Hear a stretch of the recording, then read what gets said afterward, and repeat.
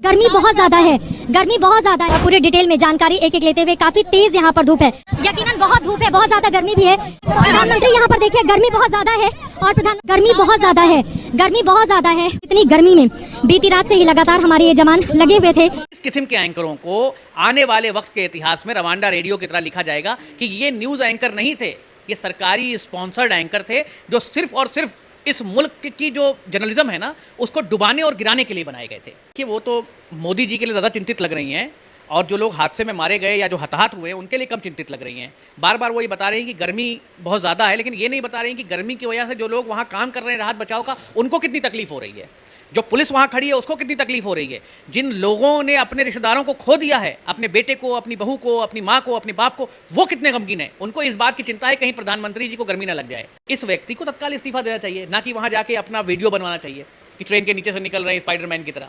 ये जो हरकतें आप कर रहे हैं, इस पर दुनिया हंस रही है। सरकार ये कहती है कि कवच सिस्टम ले आए हैं, ट्रेन अपने आप रुक जाएगी। उसमें 3 ट्रेनें एक साथ लड़ गई। जो रेलवे था उसका इतना बड़ा फेलियर है और अभी तक रेल मंत्री जो है उनको इस्तीफा दे देना चाहिए था।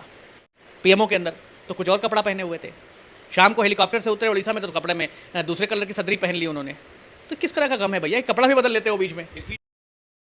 स्वागत है आपका एआर न्यूज़ इंडिया पर। मैं हूं आपके साथ आकिल रजा। उड़ीसा के बालासोर में जो दर्दनाक घटना हुई है उसमें आंकड़ा निकल कर आ रहा है कि तकरीबन 300 लोगों की जो है हताहत होने की खबर है और कई सारे लोग जो है इसमें ज़ख्मी हुए हैं। इस पूरे मामले को लेकर कई सारे ट्वीट आए हैं, कुछ शर्मनाक ट्वीट भी आए हैं, उस पर भी बात करेंगे। लेकिन देखने वाली बात ये होगी कि अभी हाल ही में प्रधानमंत्री नरेंद्र मोदी का घटनास्थल पर दौरा हुआ है, वहाँ पर जायज़ा लेने पहुँचे थे। इस पूरी घटना को किस तरह से देखते हैं और क्या इस घटना को लेकर सवाल किस पर खड़े होने चाहिए, इस पर बात करेंगे। मेरे साथ डॉक्टर महराज हैं जो कि वॉलंटियर्स अगेंस्ट हेट के नेशनल कन्वीनर हैं। डॉक्टर साहब, घटना बेहद दुखद है और पहली प्रतिक्रिया इस पर कि दोषी किसको ठहराएंगे, किसकी ये गलती है, सवाल किस पर खड़े होने चाहिए? देखिए, सबसे पहले तो मेरी संवेदनाएं उन सारे परिवारों के साथ हैं जो जिनके रिश्तेदार या जिनके क्लोज वंस जो है इसमें हताहत हुए हैं। और बहुत ही दर्दनाक हादसा है जिस तरीके से 3 ट्रेनें आपस में लड़ गईं और जिस तरीके से विजुअल्स आ रहे हैं, जो देखा जा रहा है कि जिस तरीके से लाशें बिछी हुई हैं, बहुत संवेदना और बहुत दर्दनाक है। आज पूरा मुल्क गमज़दा है। लेकिन सवाल इसमें कई सारे उठते हैं कि इतना बड़ा फेलियर रेलवे का, कि ये दुर्घटना जो हुई है बालासोर में, इस किस्म की दुर्घटना शायद ये दूसरी दुर्घटना जिसमें सबसे ज़्यादा लोग हताहत हुए हैं अब तक। अगर आप 10 बड़ी दुर्घटनाओं की बात जिक्र करेंगे तो उसमें ये दूसरी या तीसरे नंबर पे होगी ये दुर्घटना अब तक। तो जिस वक्त संसाधन की कमी थी, जिस वक्त देश में रेल शुरुआती दौर में थी, उस वक्त पे जब हमारी सरकारें आईं, जवाहरलाल नेहरू प्रधानमंत्री हुए, उसके बाद और लोग प्रधानमंत्री हुए, उस वक्त अगर ऐसा दुर्घटना होती तो 1 मिनट को हम गुंजाइश दे सकते थे। लेकिन आज हमारा देश अमृत काल में है। हम जो है सब कुछ सही कर चुके हैं इस मुल्क में अकॉर्डिंग टू द गवर्नमेंट। सरकार ये कहती है कि कवच सिस्टम ले आए हैं, ट्रेन अपने आप रुक जाएगी। उसमें 3 ट्रेनें एक साथ लड़ गईं।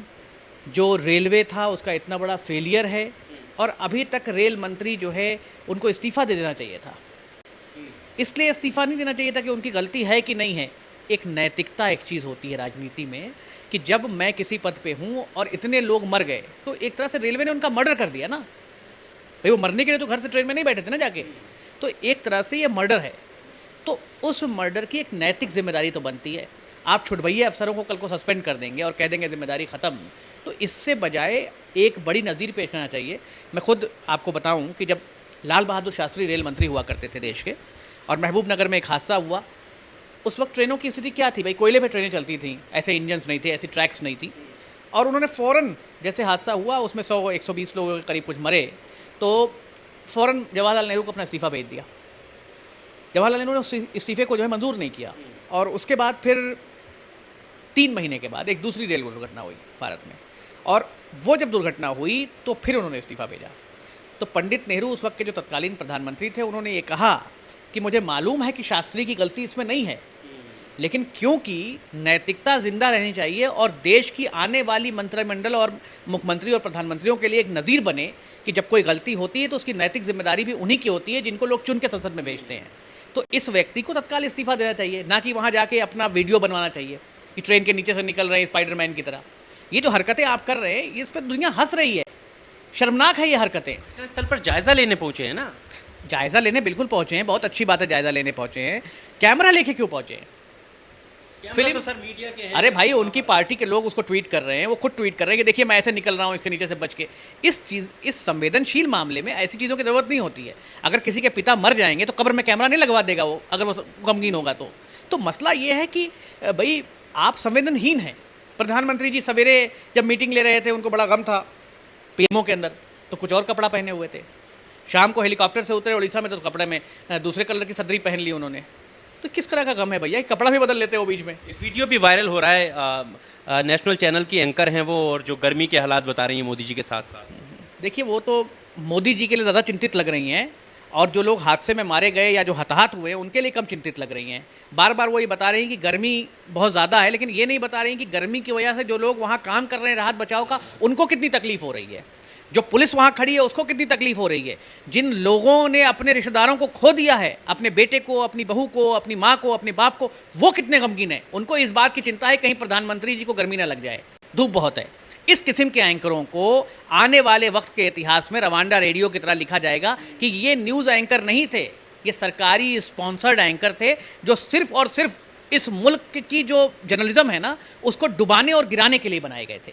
और आने वाला वक्त इन पर हंसेगा, लोग कहेंगे, ये उदाहरण देंगे कि ऐसे जर्नलिस्ट अब भारत में ना पैदा हों, इतिहास में इन लोगों को काले अक्षरों से लिखा जाएगा। शर्म आती है इनसे लोगों को जर्नलिस्ट कहते। अच्छा डॉक्टर साहब, जिस तरह से कई और ट्वीट भी आए हैं, जिसमें एक कपिल मिश्रा का ट्वीट है, सुरेश चौहान के का ट्वीट है, इनको लेकर सवाल खड़े हो रहे हैं कि आखिर ये इस दर्दनाक घटना को भी क्या एंगल, क्या एजेंडा चलाना चाहते हैं, किस तरफ मोड़ना चाहते हैं? देखिए, ऐसा है भाई, कपिल मिश्रा जी जो चुनाव लड़े थे अभी फिर दोबारा ना, हार गए 2 बार, तो अब भाई वो हर घड़ी नफरत के बाज़ार में बने रहने के लिए कोई ना कोई ख़रीदार तो चाहिए, तो कुछ ना कुछ तो बकना है। तो वो जो बक रहे हैं उसकी कोई संवेदनशीलता नहीं। और ये सुरेश चौहान के, जिसका आप नाम ले रहे हैं, ये कोई जर्नलिस्ट थोड़ी है।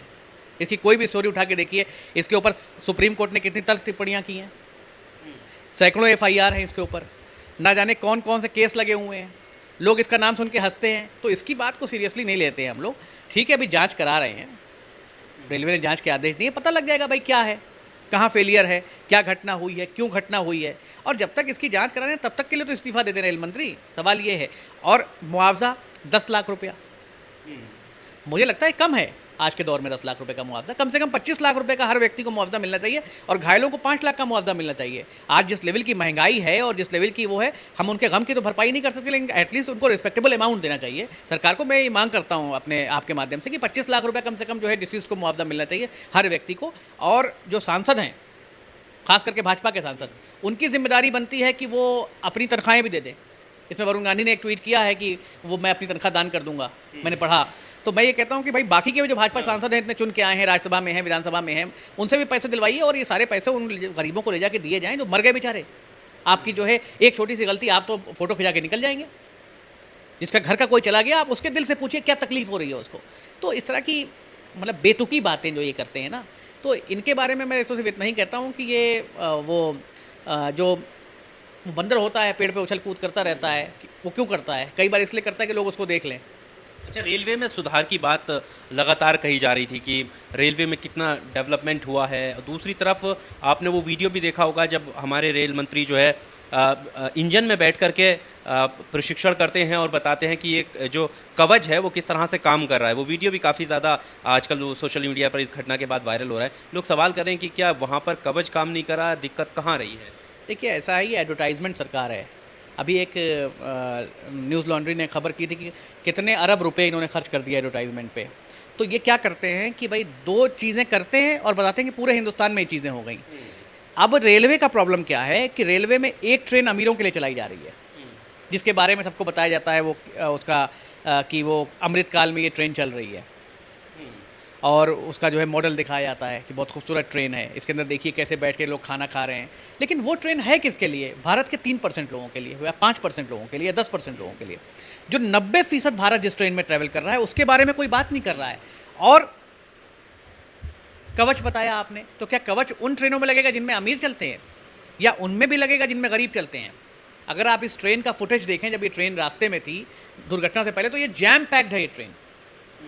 इसमें इतनी भीड़ है कि स्लीपर के अंदर और उसके अंदर लोग घुसे पड़े हैं। बहुत सारे सोशल मीडिया पे वीडियो आए, इन ट्रेनों में भारत बसता है, देश की स्थिति इन ट्रेनों में चलती है, और ऐसी ट्रेनें हज़ारों में हैं, और वो जो वंदे भारत जिसका नाम ले रहे हैं वो उंगली पे गिनती पे 25-50 हैं। तो वंदे भारत में क्योंकि देश का अमीर चलता है तो प्रधानमंत्री को अमीरों की चिंता है, उसकी झंडी हिला रहे हैं रोज़ जाके। इन ट्रेनों में जिसमें भारत का आम नागरिक चल रहा है, उसकी सुरक्षा व्यवस्था ये है कि पहले एक ट्रेन से दूसरी ट्रेन लड़ती है और दूसरी ट्रेन से फिर आके तीसरी ट्रेन लड़ती है, कोई पुरसाने हाल नहीं है उस बात का। तो अफसोस होता है इस स्थिति पे कि सिर्फ पीआर, सिर्फ एडवर्टाइजमेंट, सिर्फ कैमरा, सिर्फ न्यूज़, सिर्फ अपने पक्ष में माहौल बनाना, उसके सिवा जो बेसिक मुद्दे हैं उन पर जो है कोई काम ना करना, ये सरकार का और देश का दुर्भाग्य है। चलिए, बहुत शुक्रिया हमारे साथ बात करने के लिए। तो घटना जो है वो बेहद दुखद है। अब देखने वाली बात ये होगी, क्योंकि अभी तक आप देखेंगे कि जो न्यूज़ रिपोर्ट्स आ रही हैं उनमें सीधे तौर पर कोई भी सवाल खड़ा नहीं कर रहा है, कोई इन्हें नहीं पूछ रहा है कि आखिर ये जो इतनी बड़ी घटना हुई है उसका जो जिम्मेवारी है वो किसकी है, और रेल मंत्री अभी तक इस्तीफा क्यों नहीं दे रहे हैं, ये तमाम सवाल हैं। बहरहाल इस इंटरव्यू में सिर्फ इतना ही। आपका क्या कुछ कहना है कमेंट बॉक्स में आकर अपनी राय ज़रूर दीजिएगा। शुक्रिया। Subscribe now and press the bell icon. Never miss an update.